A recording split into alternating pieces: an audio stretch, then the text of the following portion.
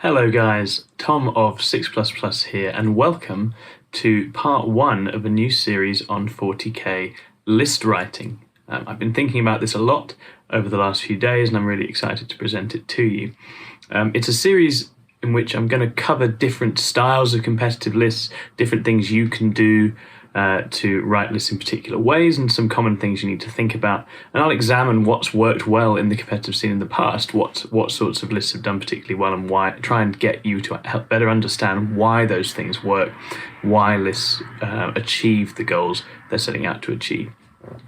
Today's going to be very straightforward. I'm going to think about the basics of writing a better competitive 40k list. We'll think about the common mistakes, and we'll also think about how you can write a better list and some of the basics that you can do every time to make sure your competitive lists are more effective on the tabletop. I absolutely love list writing. I think it's a really enjoyable part of the hobby, and actually one of the things I love to do in my downtime is write lists for either armies I play, but sometimes even for armies that I don't play, and just try and work out what a really nicely designed list for a particular faction might look like. And I think there's a lot of things that you can do to really squeeze the extra juice out of an army at the list writing stage. I don't think it's any exaggeration to say that in 9th, a badly written list or a really well written list can decide a game before any dice are rolled. So it's very, very important to get it right. And I think there's a whole host of things you can do to try and achieve that. So without further ado, we'll launch into some common mistakes.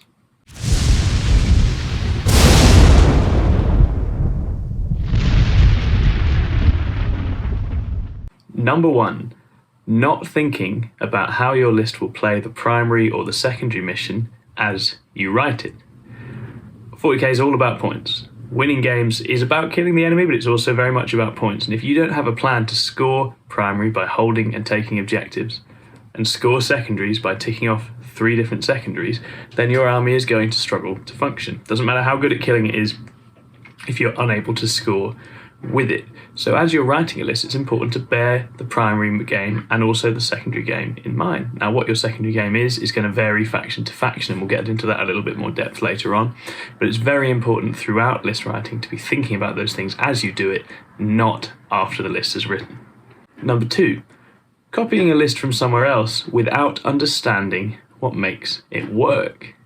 Now, this is a big one. Obviously, we live in an era where you can find lists all over the internet or on best coast pairings, and we're always quick to find out what's doing well and how it does well. Now, there is absolutely nothing wrong with taking inspiration from other lists, copying other lists. I'm not completely pro that if that's how you want to do it, right? It's not necessarily my thing, but I totally get it, and I have copied plenty of elements from people's lists in the past. But what will make the difference is understanding why a list works and what makes it tick. And that's often not going to be immediately obvious, right? It's all about the synergies, the combinations, the movements within a list. And so that will take time to figure out, and you're not going to be able to just turn up with a list you've copied from somewhere else and immediately understand and intuit those things. So I think you'd have to see that as a start point, and then you're going to have to do a lot of figuring out and solving to work out what actually makes that list good. Number 3, writing a grab bag list. Now, if you're having a Friday night game with your mate, grabbing all your favourite units, just shoving them in a list and getting down to it is great fun, and I strongly encourage it, and there's nothing at all wrong with that. But when you're competing and you're trying to get the absolute most out of an army, absolute most out of a list, it's very important not to just randomly pick and choose things, because they may not have the synergies together to function very well. You may not be able to just by random selection get a list that functions in unison and have all the different moving parts working together to make the list better. And so just chucking a ton of your favourite things in, whilst great fun, is often going to limit a list for other reasons that we'll come to later on. Number 4, giving up easy secondaries to the opponent. So as I say, 40k is all about scoring, and it's very easy to accidentally write lists which give your opponent a very easy way of scoring points, right? One example is not having any way of stopping or interfering with psychic powers. Psychic secondaries in the game right now are pretty straightforward and pretty easy to score, so if you don't have any way to disrupt that or make that difficult, then opponents are much more likely to take those sorts of secondaries and sort of be able to score quite highly on them. Another common one is taking tons of characters that you don't necessarily have any easy ways to protect. and giving up something like Assassinate, right? If you can avoid giving up 13 plus on Assassinate by having too many characters that are all going to get killed, then that is good to try and avoid that.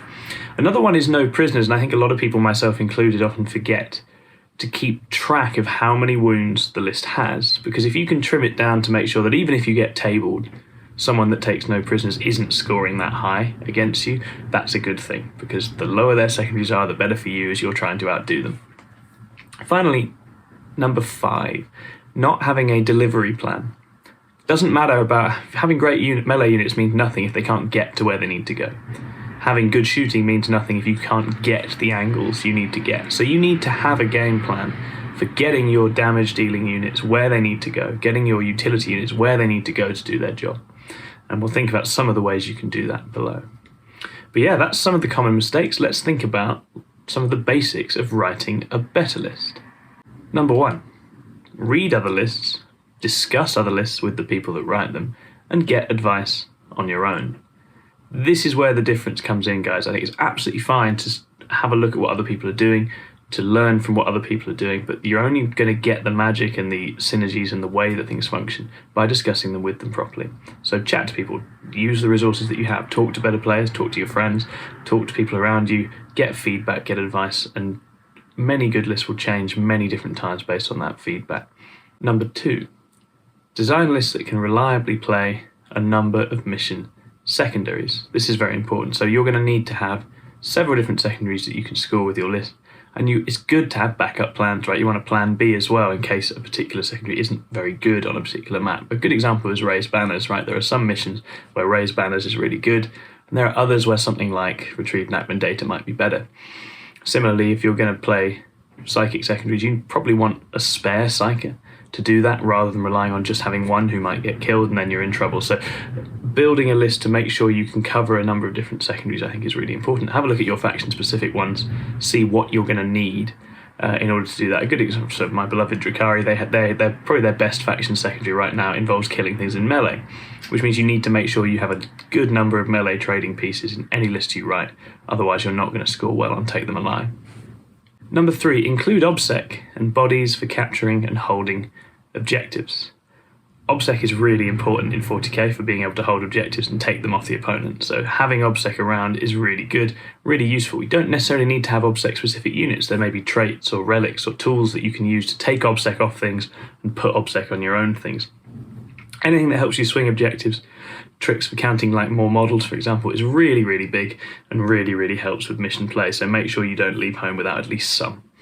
Number 4, synergize units and faction traits and support characters. Now, this is a really important one, right? So you want to make sure that in a list that you write, the faction trait, whatever army you're running, gets the most out of the units you're including, right? There's no point in running a faction trait where you've got makes you really good in melee and then not having much by way of combat. Likewise, if your faction trait is about falling back and shooting, you're going to want guns and units that are going to be able to take advantage of that. So at the level of sub-faction traits, faction traits, make sure that the units you're taking combine well with the sub-faction trait that you have chosen. And there are many sub-faction traits which are just great all-rounders and you can put all sorts in a list, but it's worth recognizing what your trait is, what that means for the units you're going to take. Similarly, units that buff and support units, healing, apothecaries, bringing stuff back, giving things feel no pains, giving things rerolls. These are all the key units that help to really force multiply and make your units stronger, make them do that crucial amount more damage, help them survive that little bit longer.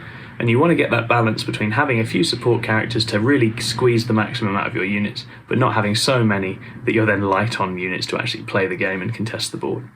Number 5, build redundancy into lists.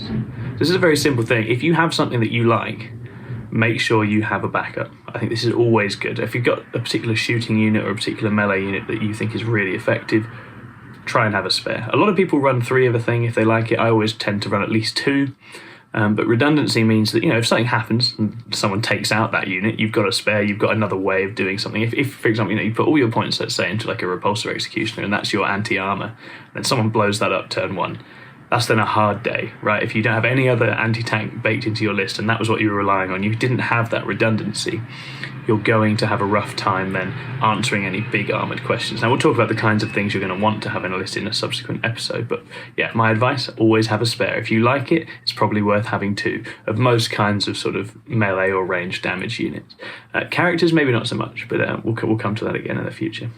Number 6, have reliable delivery systems. So as I alluded to in the mistakes, you need to know how your shooting and how your combat is going to get to the places you want it to go. Transports is a big one, right? 1 or 2 transports can be massively useful. Some armies really depend on them, some don't. Things like a Rhino can do a surprisingly important job at delivering a unit to where it wants to be, getting those Plague Marines forward, getting those Chosen forward. Raiders or Star Weavers for the Elves can help their units spread out across the board. Having units that innately deep strike is really useful because it saves you CP. You don't have to spend them on strategic reserves and things like that. Having things that allow you to teleport or redeploy, and there's a lot of relics and spells that do this now, is absolutely massive in game and can help you get your shooting or your combat into the places it wants to go. So having a plan for delivery is massive. Knowing how you're going to get to the opponent without getting shot off the board or outmaneuvered is very, very important. Number 7, identify what utility units your faction has and what you might need for your secondary plans. Now, we're going to talk utility units in a lot more depth in a subsequent episode, but there are some units whose primary value is in their ability to score you points for secondaries, right? They're not necessarily going to be particularly killy, they're not necessarily going to do a lot of damage. Take Drukhari Mandrakes, for example, right? I always run some Mandrakes, and they are all about teleporting to a spot, getting me retrieved Nachmund data, getting me behind enemy lines, and that's their primary use, right? That is almost the entire purpose for them in the list. They do a bit of damage as well if they get lucky, but that is what they're all about. And different factions have different units that are really, really useful for doing that, and they can come from quite surprising places, right? Things like servitors in marine armies can be quite useful little action doers or job doers or point holders. Things like Chaos Spawn are really good for just booping out and drawing the enemy onto a point or scoring or denying set primary, all these sorts of things. So work out what those utility units are, and I say reading your codex as often as you possibly can is the way to find these things, by the way, guys, if you're in any doubt. Just read and read and read and check over and check over and check over. But yeah, figure out what those utility units are, and then try and make sure you've got a couple that will really complement your secondary game plan. Number 8, write a list that asks your opponent a question. Now, I'm going to come back to this in subsequent episodes, but I think the very best lists ask the opponent a question, right? It's not just about having a set of things you're going to do. You are presenting your opponent with a problem, whether that's here come 5 huge monsters or here come 8 Star Weavers full of upset guys. Good lists ask difficult questions. You are presenting them a particular challenge, a puzzle they have to solve, and if they don't solve it, you are going to win.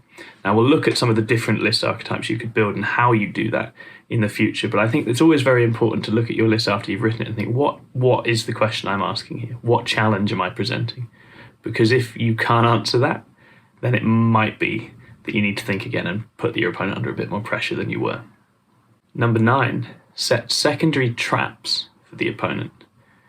This is quite a fun one and it takes a bit of practice, but some lists and some armies are really good at presenting almost a bait secondary. So take Harlequins. Harlequins often have 5 characters. So your opponent looks at the list and thinks, oh, I'll take Assassinate, so I'm going to get 15.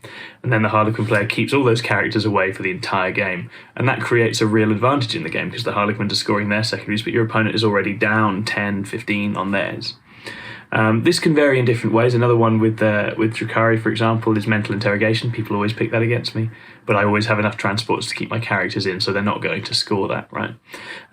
Likewise, things like really go-wide Death Guard lists that have a ton of wounds. People might think, oh, I'm going to take no prisoners, but actually chewing through those wounds is going to be an absolute nightmare and really hard work. So some secondaries that it looks like you're giving away can actually give you a lot of agency and control, but you need to know when you're writing this and when you're playing the army, what sorts of secondaries can I make it really hard for my opponent to score? And then how can I make it tempting for them to be sort of drawn into picking it and then make their life really difficult? So that's it for the basics. I think that covers common mistakes and that covers sort of some of the common basics that you can do. What I'm going to do next time out is think about good ingredients for a successful list. What sorts of ingredients does a successful list have? And then I'm also going to think about broad archetypes and types of lists that people write, because there are many different ways to compete in 40k and many different styles of competitive lists. So I'll outline some of those as well, and then we'll do those in more depth. And I shall see you again next time.